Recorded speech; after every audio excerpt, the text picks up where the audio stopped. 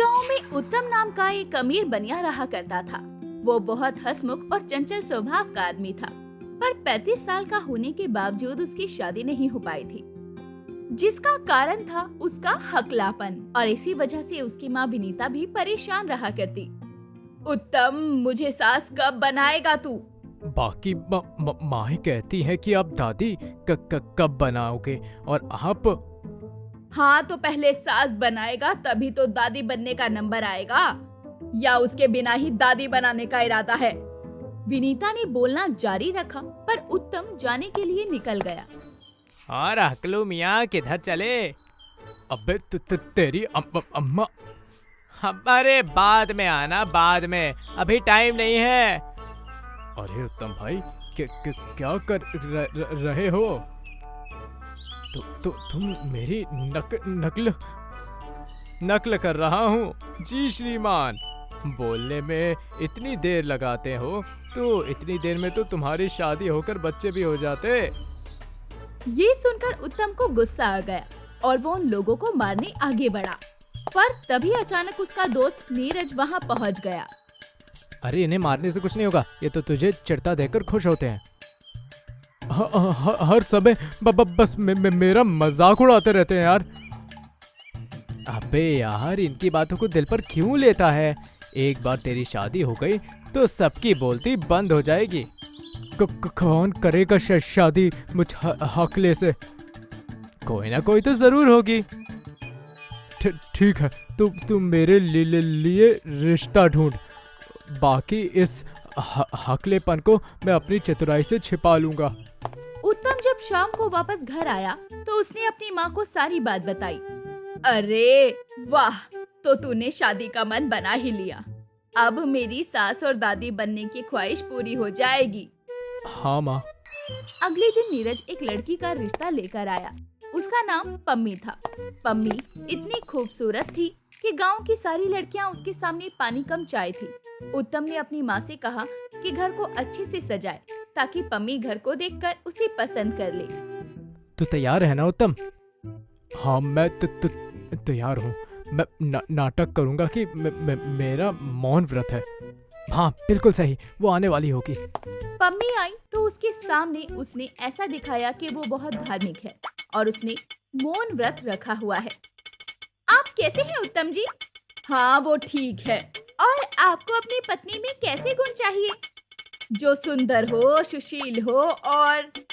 उत्तम आप हैं क्या, या मेरी शादी आपसे होने वाली है? अरे नहीं, वो उत्तम का मौन व्रत है ना, इसलिए। बहुत धार्मिक है मेरा दोस्त।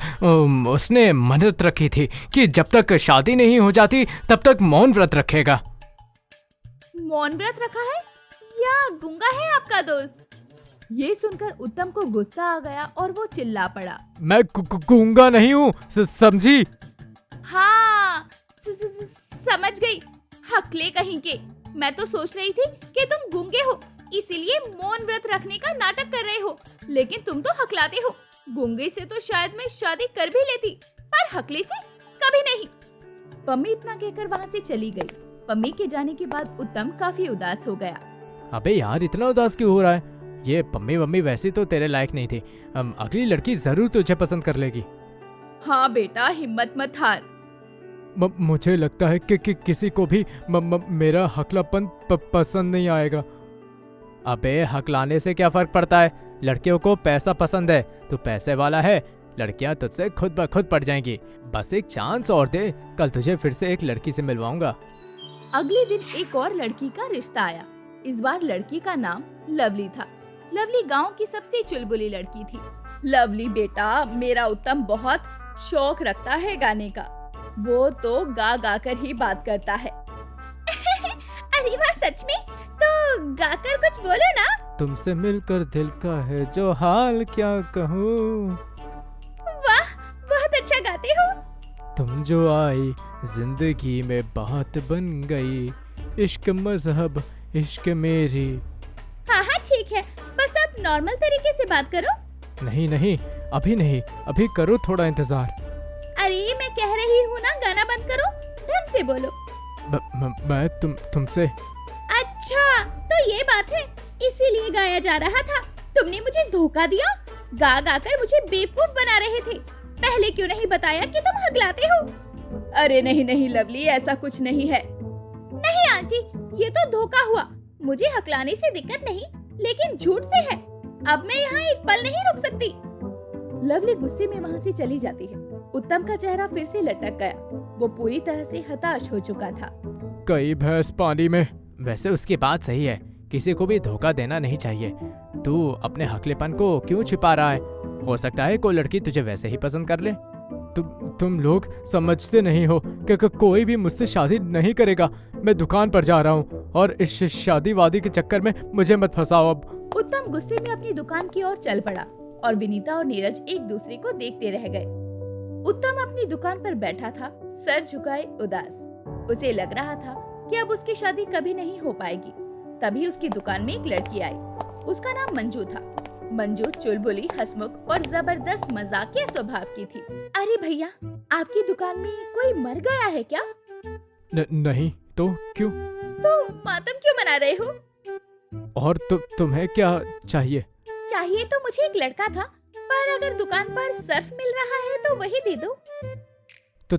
तुम कुंवारी हो? हाँ भैया, कुंवारी ही हूँ। आप बिचौलिया हो क्या? उत्तम ने एक आखिरी बार सच्चाई के साथ कोशिश की। नहीं, मैं तुमसे शादी करना चाहता हूँ। मैं हकला हूँ, पर तुम्हें खुश रखूंगा। अरे वाह, बस यही देखना बाकी था। हकले से शादी का प्रस्ताव। मजा आ गया। भाई आई थी सर्फ लेने, पर यहाँ तो दूल्हा मिल गया। मंजू ठहाका मारती हुई वहाँ से चली गई। अब तो किसी तरीके से शादी नहीं होगी मेरी। उत्तम सर झुकाकर बैठ गया, जैसे उसकी दुनिया खत्म हो गई हो। तभी शाम को उसके पास एक चिट्ठी आई। उसने चिट्ठी खोली तो पढ़कर हैरान रह गया। वो चिट्ठी सुरीली नाम की लड़की की थी। लाओ मैं पढ़ता हूँ। प्रिय उत्तम जी, मुझे आपके बारे में सब कुछ पता है। आप हकलाते हैं, लेकिन मुझे आपके हकलाने से कोई फर्क नहीं पड़ता। मैं आपसे प्यार करती हूँ और आपसे शादी करना चाहती हूँ। उत्तम की आंखें चमक उठी। उसने फौरन अपनी माँ को ये बात बताई। ये सच है नीरज? जी आंटी, पर ये पागल लड़की है कौन ये नहीं पता। अब उसने चिट्ठी लिखी है तो मिलने भी आ ही जाएगी। उत्तम की बात सच हुई। अगले दिन सुरीली मिलने आई। वो बहुत खूबसूरत थी, लेकिन इतनी शर्मीली थी कि जब भी कोई उससे कुछ पूछता तो वो सिर्फ सर हिलाती थी। तुम्हें चाय पानी पीना है? सुरीली ने सर हिला दिया। तुम्हें मुझसे शादी करनी है? इस बार उसने हाँ में सर हिला दिया।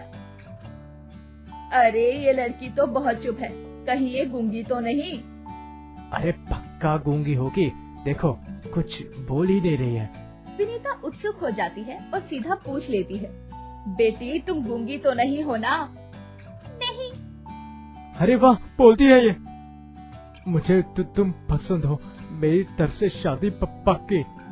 आखिरकार वो दिन भी आ गया जब उत्तम की शादी होनी थी। मंडप सजा था, सभी लोग खुश थे।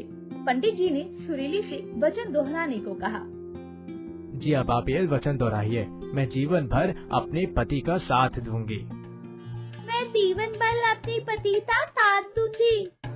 सुरीली की आवाज सुनते ही सब लोग हंसने लगते हैं। अरे ये तो तोतली निकली। वाह भाई, एक हकला और एक तोतली, जोड़ी तो कमाल की है। लेकिन उत्तम का चेहरा उतर गया।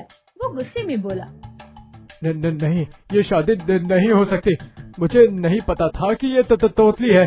मैं तोतली लड़की से शादी नहीं करूँगा। ये बोलकर उत्तम मंडप से उठने लगा। तभी नीरज ने उसे डांटा।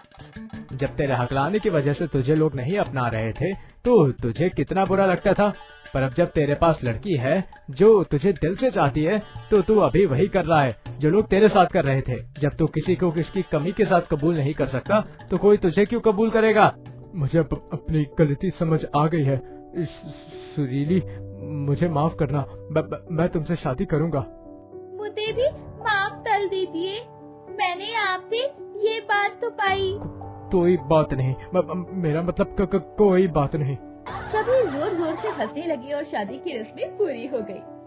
अगर आपको हमारी ये वीडियो अच्छी लगी हो तो वीडियो को लाइक और चैनल को सब्सक्राइब जरूर करें और अपने दोस्तों को शेयर करना ना भूलें। साथ ही बेल आइकन प्रेस करें